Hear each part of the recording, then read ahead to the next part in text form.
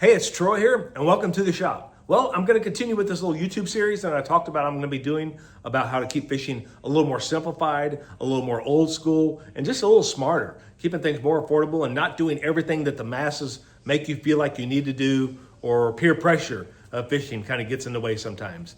And what I'm going to start off with is the spinnerbait. Spinnerbait is one of my all-time favorite lures. I love throwing a spinnerbait year round. It's so universal, it's so versatile. It's just a great lure. And I'm going to debunk, in my opinion, one of the biggest, discussions sometimes in qualities of a spinnerbait.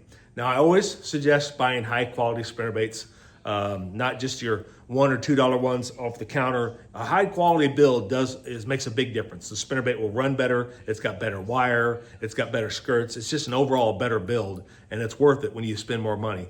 But you can also make them last, and I'll talk about that in a little bit here as well. I'm going to start off first with the idea of everybody thinking you always have to have a tied-on skirt. I hear some people say you have to have a tied-on skirt, or you really should have a tied-on skirt. That means quality. And in my opinion, that means nothing. This is a high-quality spinnerbait from Lost River Lures. I've been throwing their lures for many, many years. Their spinnerbaits are great build quality. The skirts, the blades, the components, the paint, everything. And this is one of theirs right here. So there's multiple reasons why. Actually, there's two main reasons why I love to push on skirts. Number one is if you get with a good manufacturer like Lost River, or there's many other ones out there, if they got a good size, good tight band, good quality and a tight band, and a good barb right there to hold that skirt on there, you're never going to have that skirt be an issue. Some of your cheap $1 and $2 spinnerbaits, yeah, you're probably going to have that skirt falling down. It's probably going to be dropping its pants. But when you get a high quality spinnerbait, you're not going to have that problem. That skirt's going to stay up there. I've never had one of these skirts just pull down. So you don't need a tied-on skirt. That type of skirt is just fine. But there's also benefits to it being a pushed-on skirt. This lure right here, this is one of my favorite lures that they make over at Lost River. This is the stressed shad. Now, I'm intentionally showing you one here that's a little beat up and rough. The head's a little all nicked up. The skirt's all ratty, as you can see, getting kind of losing some of its pieces. The blades are a little dirty. The hook's kind of dull. Yeah, it is definitely dull. So, and the reason I'm showing you this spinnerbait is, again, this is from Lost River Lures. This is a high-quality spinnerbait. This spinnerbait has probably saved me 10 spinnerbaits, and I'm not exaggerating. And here's how. Here's what I mean. One of the things I'm going to do when a spinnerbait gets to this level is I'm going to get ready to rebuild it easily. Not take a lot of time and take nickels, pennies compared to the cost of a new one. Now, here's what I'm talking about. When you work with a small manufacturer like Lost River or any other kind of company that custom builds their spinnerbaits, when I order spinnerbaits, you have the ability to order extra skirts. Now I'm showing you a different colored skirt here, but I can order extra skirts with my spinnerbaits. So I ordered extra stress shad skirts when I ordered these here. And so what I have the ability to do, exactly what I'm going to do to this spinnerbait. I'm going to pull this skirt off the spinnerbait easily. Well, not easily, but I can get it off there. They're hard to get off, but I can get that off of there. While that's off of there, I'm going to take a red Tester's marker. I got Tester's paint pens over there, enamel paint pens over there on my shelf, and I will touch that head up all around, and it will look just as good as new.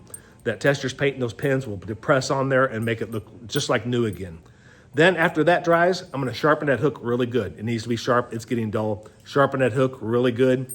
And then what else I'm going to do is I'm going to polish up them blades. Now this one I kind of did for another example a little earlier. I'm going to show you real quick on this one here. See how dull that is right there? It's getting kind of dull. You really don't even need any kind of chemicals. You can use like a window cleaner if you want. I just use sometimes a little saliva, and just a microfiber cloth is the trick. You can just polish up with a microfiber cloth and a little moisture, or like I said, some window cleaner. And I'm just doing this real quick, and look how much it brought that blade to life. Look at that. That will come back to life quickly. So you can just polish them up that quick, be a little more thorough and do both sides. Put that new skirt back on there, and basically you have a brand new spinnerbait once again. And I've done that many times to this spinnerbait. And again, that's what I meant by saving. I've probably done this one 8, 9, maybe 10 times. And it still runs great, and it's just going to be a fantastic looker when it gets done. It's going to look like one of the new ones when it's all said and done. So that's a great way to not only save money and to make, but you make your lures last and you save money. Of course, I got a large amount of lures, large amount of spinnerbaits right here. I keep a large amount in the boat, but I always like a lot of extras on hand. But I'm just talking about how to make them last. And again, you can save a lot of money just making that lure last that long. The other reason I like push on skirts, it gives you versatility options. And what I mean by that is, let's go back to this one I started off with. If I'm fishing with this and I feel like I'm needing to down the white color a little bit. Maybe I need to match and go better with a different color for the water clarity or for the bite. Now by having extra skirts, when I order my spinnerbaits, now I have the ability to pull this skirt off and put a different skirt on there. Now I can change the lure and make a custom lure I can do it here at the shop, or I can do it in the boat or my kayak or on the bank while I'm out in the field.